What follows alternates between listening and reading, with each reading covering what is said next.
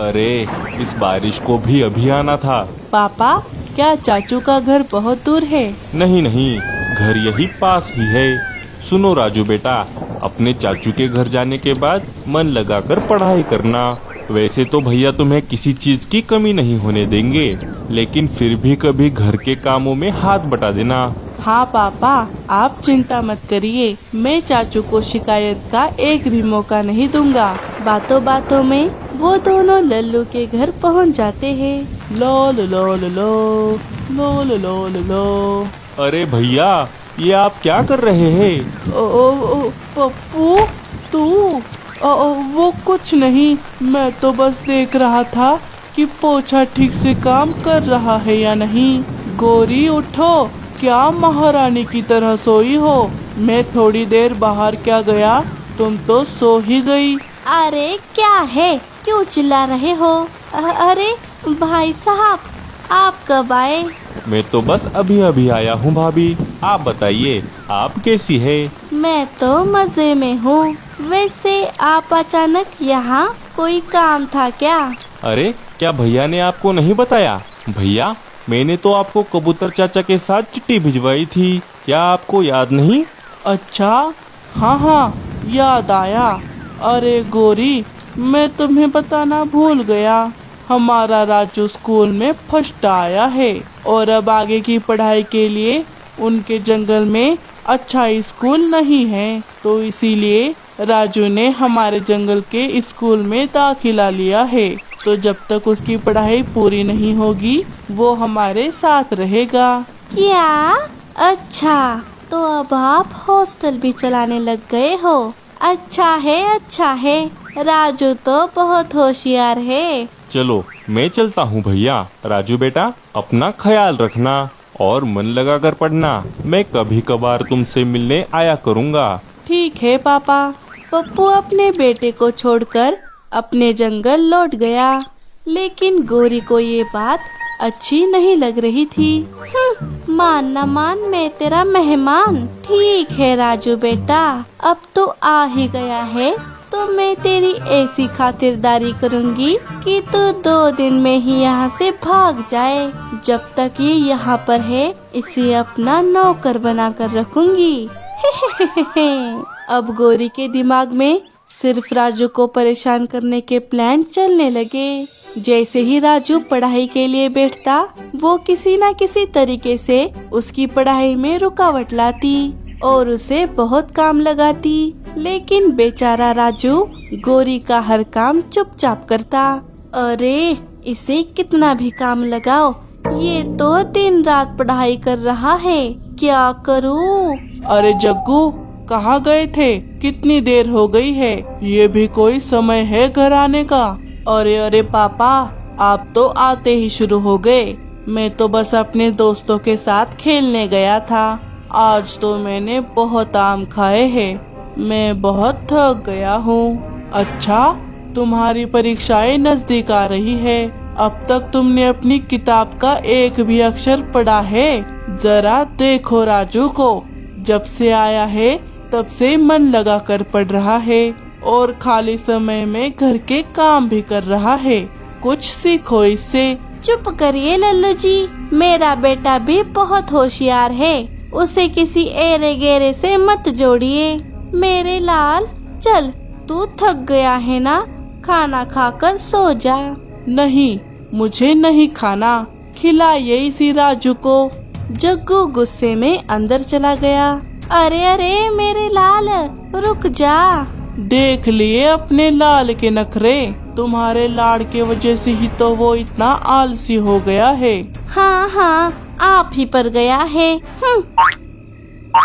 माँ बेटा दोनों एक जैसे है। राजू, तुम अपनी पढ़ाई पर ध्यान दो, इन दोनों का तो ये रोज का ही है। जग्गू बेटा, तो गुस्सा थूक दे, मुझे पता है तो उस राजू से भी बहुत होशियार है, तो उससे ज्यादा नंबर जरूर लाएगा। अच्छा, झूठ क्यों बोल रही हो मम्मी? आप और मैं, हम दोनों जानते हैं कि वो राजू कितना होशियार है। वो तो दिन रात पढ़ाई करता है और मुझे तो किताबें देखते ही नींद आने लगती है। मैं उससे ज्यादा नंबर नहीं ला सकता। ठीक है, अगर तू आगे नहीं जा सकता तो हम उसी को पीछे खींच लेते हैं। क्या? लेकिन कैसे मम्मी?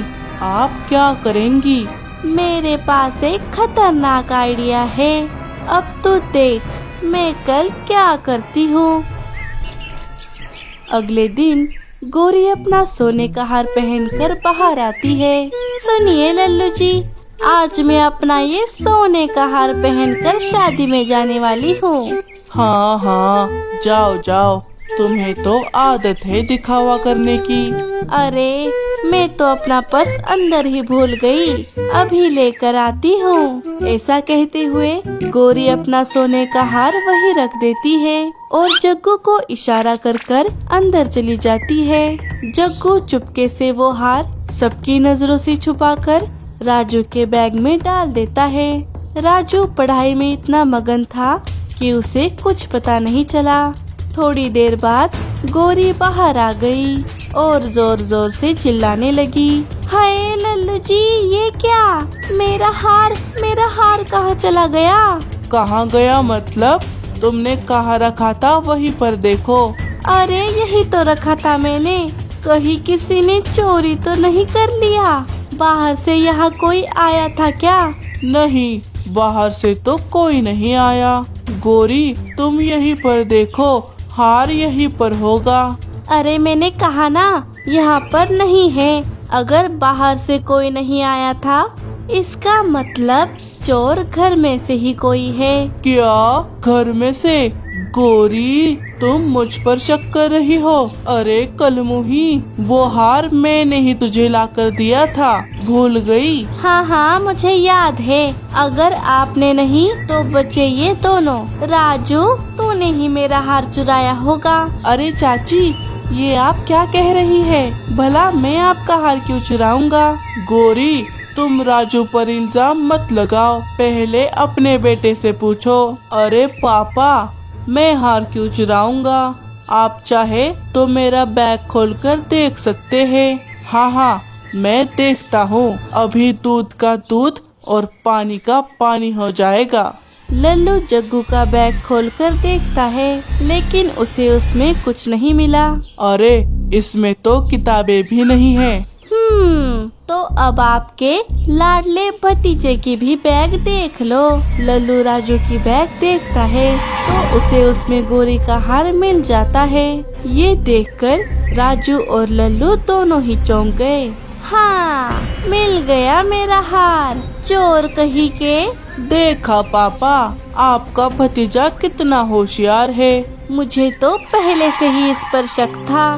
जब से आया है तब से मेरे पैसों पर और मेरे गहनों पर इसकी नजर है। चल अब मेरा मुंह क्या देख रहा है, निकल मेरे घर से।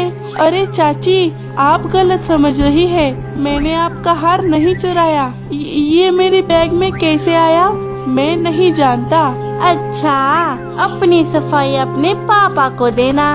उठा अपनी किताबें और निकल जा मेरे घर से। अरे गोरी, उसकी बात तो सुन लो। मुझे नहीं लगता कि राजू ने हार चुराया है। आप तो चुप ही करिए, आपकी वजह से ही तो मैंने इस चोर को अपने घर में ले लिया। गोरी राजू को धक्के मारकर घर से बाहर निकाल देती है। राजू अपनी बैग कंधों पर डालकर वहाँ से चला गया। चोटा कहीं का। तभी अचानक से तेज बारिश शुरू हो गई और राजू एक घने पेड़ पर बैठ गया। राजू बहुत दुखी था, लेकिन उसे हौसला देने के लिए उसके पास कोई नहीं था। तभी मीठी चिड़िया उसे देख लेती है और उसे बारिश में भीगता देख उसके पास आ जाती है। राजू, तुम बारिश में क्यों भीग रहे हो? जाओ अपने चाचू के घर जाओ। नहीं, मैं वहाँ पर नहीं जा सकता क्योंकि चाची ने मुझे घर से बाहर निकाल दिया है। क्या?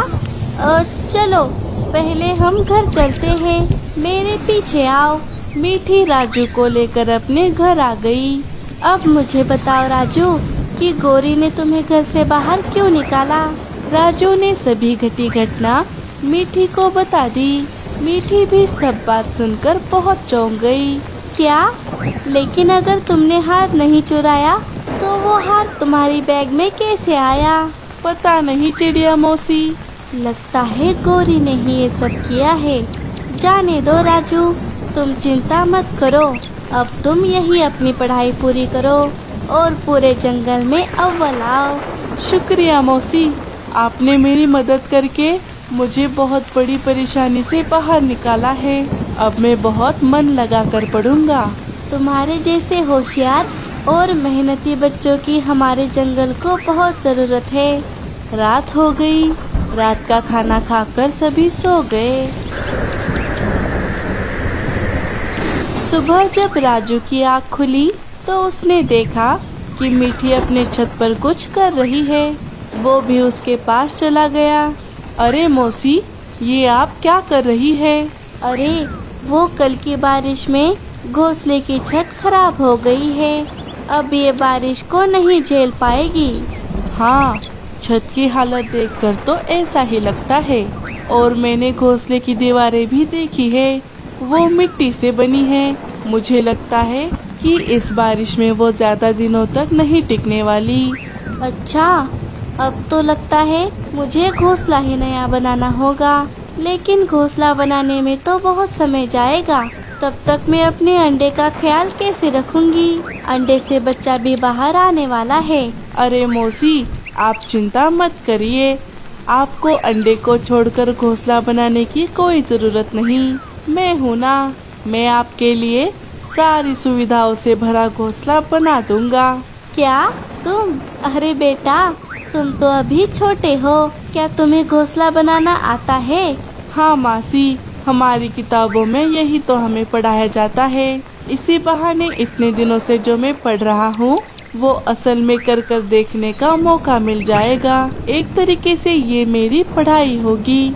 अच्छा ठीक है, तुम्हें जिन चीज़ों की ज़रूरत है वो मुझे बता दो, मैं तुम्हें लाकर दे दूंगी। ठीक है, आप मुझे कुछ लकड़ियाँ दे दीजिए, बाकी सब मैं ढूंढ लूँगा। ठीक है।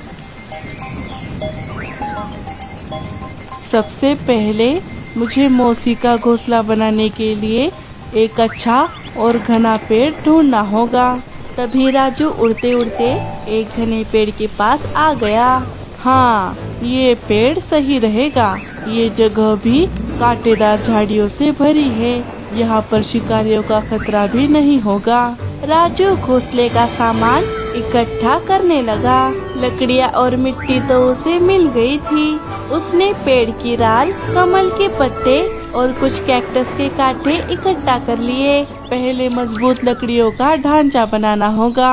राजू ने लकड़ियों का ढांचा बना दिया और उसने मिट्टी और तिनकों में कुछ कैक्टस के कांटे मिला दिए ताकि घोंसले को शिकारी कोई नुकसान ना पहुंचा सके। कड़ी मेहनत के बाद राजू ने एक सुरक्षित और सुंदर घोंसला बना लिया। क्या घोंसला बनकर तैयार हो गया? वो भी इतनी जल्दी? राजू, तुमने इतनी मेहनत की, इस बात की मुझे बहुत खुशी है। हाँ मासी, अब आप कल ही जाकर उस घोंसले में रह सकती है। बाहर बारिश हो रही है, वरना हम आज ही चले जाते। तभी एक तेज हवा का झोंका आता है और उनके घोंसले की छत को उड़ा ले जाता है। अरे बाप रे, ये क्या? घोंसले की छत कैसे उड़ गई? अरे चिड़िया मौसी, जल्दी से यहाँ से चलिए, आपका अंडा भीग रहा है। मीठी ने अपना अंडा ले लिया और दोनों राजू ने बनाए घोंसले के पास आ गए। घोंसले को देखकर मीठी बहुत चौंक गई, क्योंकि ऐसा घोंसला उसने आज तक नहीं देखा था। क्या हुआ मौसी? चलिए घोंसले के अंदर चलिए। दोनों अंदर आ गए। अंदर भी राजू ने की सुविधाओं को देखकर मीठी को अपनी आंखों पर विश्वास नहीं हो रहा था। मौसी, आपके अंडे को इस कपास के घोंसले में रख दीजिए। मैंने ये घोंसला खास उसी के लिए बनाया है। राजू, तुमने तो घोंसला बड़ा ही अलग और नए तरीके से बनाया है। ऐसा सुंदर, मजबूत और सुरक्षित घोंसला तो मैंने आज तक नहीं देखा।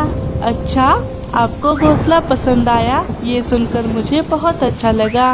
तभी दरवाजे पर किसी ने दस्तक दी। मीठी दरवाजा खोल देती है। बारिश में भीगते पंछी जल्दी से घोंसले के अंदर आ जाते हैं। राजू के पिता भी राजू से मिलने आ गए थे। तो ये बढ़िया घोंसला तेरा है। वाह वाह, बड़ा ही अनोखा घोंसला बनाया है तूने। हाँ बुआ जी, लेकिन ये घोंसला मैंने नहीं, राजू ने बनाया है। ये सुनकर गौरी को अपने कानों पर विश्वास नहीं हो रहा था। क्या राजू बेटा, ये घोंसला तुमने बनाया है? वाह बेटा, मुझे तुम पर बहुत गर्व है। गौरी को अपनी गलती का एहसास हो गया और उसने राजू से माफी मांग ली। राजू ने बड़ा दिल कर अपने चाचा चाची को माफ कर दिया। सभी पंछी राजू के कहे अनुसार घोंसला बनाने की ठान लेते हैं।